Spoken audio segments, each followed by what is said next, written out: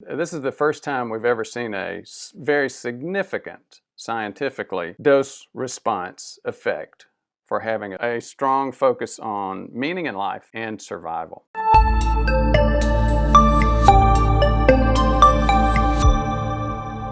This video is the last in a series on survival and a sense of purpose, longevity, and a purpose-driven life. Viktor Frankl and Man's Search for Meaning is the topic for today. Viktor Frankl was a physician, a psychiatrist who experienced the concentration camps. He was Jewish. But even before getting interred into the concentration camps, he had a strong focus on suicide prevention and had been incredibly successful in this area.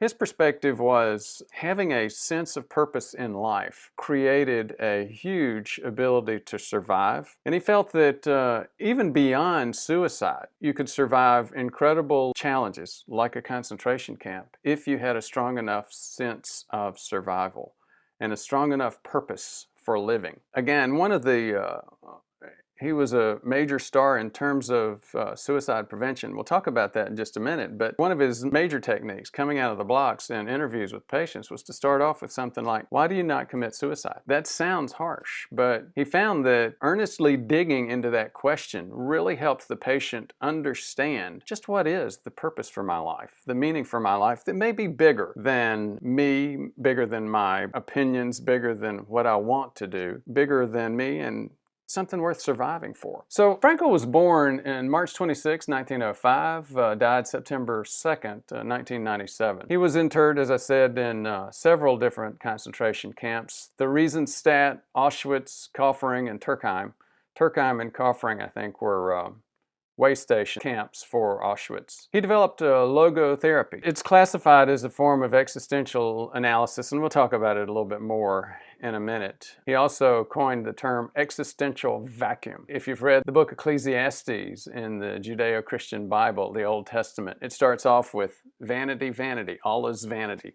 Something like that. That word could actually be interpreted as mist or smoke or uselessness. And it's an older King Solomon demonstrating exactly what Viktor Frankl would call the existential vacuum.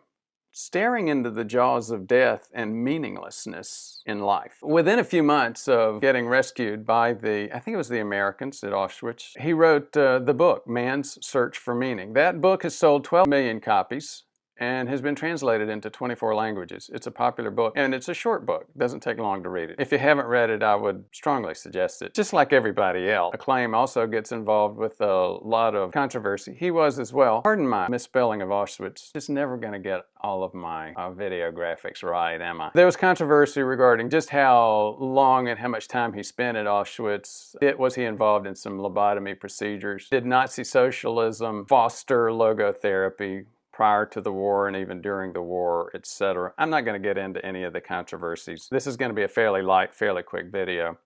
Hey, if you're interested in a 2-day boot camp type of environment where you get your CIMT, you get all your labs, and we spend 2 days going over the whole thing, check out our event. It's November 8th and 9th at Louisville. Great place to fly into in November at the University of Louisville. Viktor Frankl, early days, 1922, he said that he tells the story about as a 17-year-old, he sent a letter to the big star in Vienna in psychiatry, Sigmund Freud. He said that he got a response from Freud, and Freud actually even wanted to publish an article with him on suicide prevention. In 1928, he was a medical student, and he developed a program where they provided free counseling to students, himself and a bunch of psychologists. It was very successful. Each year, about May during the year, during exam time, there was always a number of student suicides. During this counseling program that Viktor Frankl started, the student suicides plummeted to 0. Based on hearing that, Wilhelm Reich sent him an invitation for him to come to Berlin to talk about his program.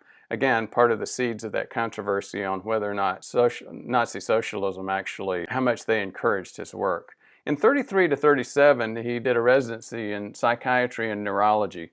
He treated over 3,000 suicide patients during that time. So again, a major focus on suicide. During 1938, when everything clamped down in Austria and Germany due to the Nazis. Since he was Jewish, he was no longer allowed to treat any Aryans and therefore focused all of his treatment on prisoners. Logotherapy. He developed logotherapy. It's considered a type of existential analysis.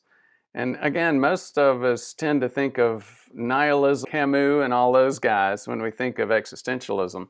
But he's actually more the opposite.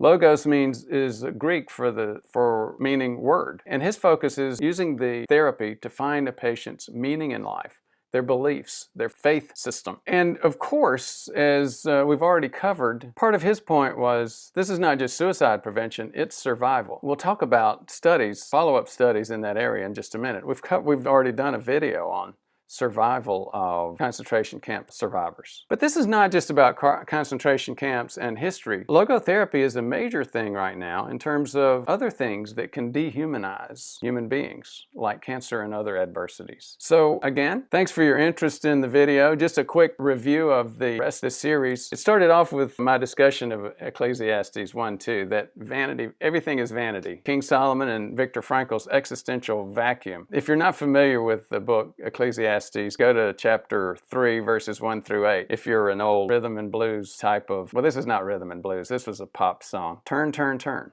To Everything There's a Season by the Byrds. So an interesting connection to our culture. I mentioned several times survival, even during the toughest times in life. And yes, there's been recently, just over the past couple of months, an article that was published in JAMA, the Journal of the American Medical Association. It's the Holocaust Paradox. Basically, here's the byline, and I think it's very interesting.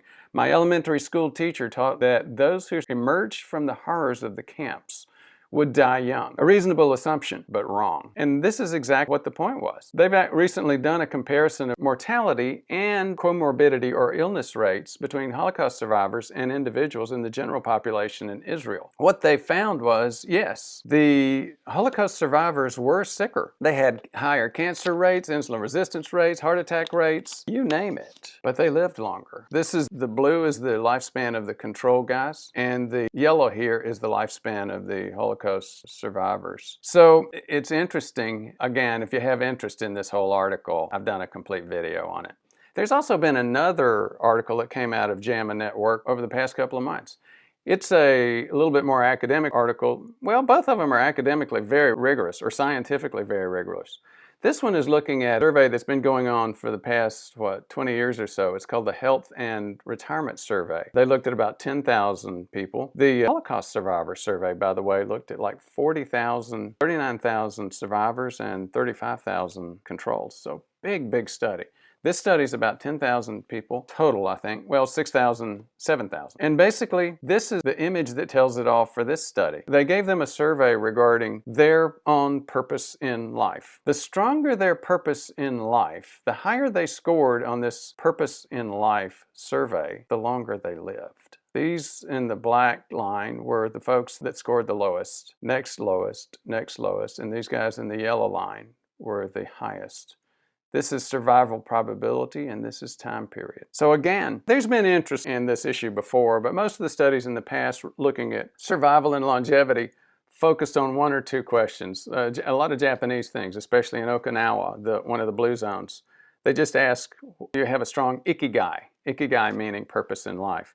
This one, again, this is the first time we've ever seen a very significant, scientifically, dose-response effect for having a strong focus on meaning in life and survival. Thank you again for your interest. Would you like to get your CIMT and labs all coordinated for you and done at one time over a 2-day period? Check out our event. It's going to be in Louisville, November 8th and 9th.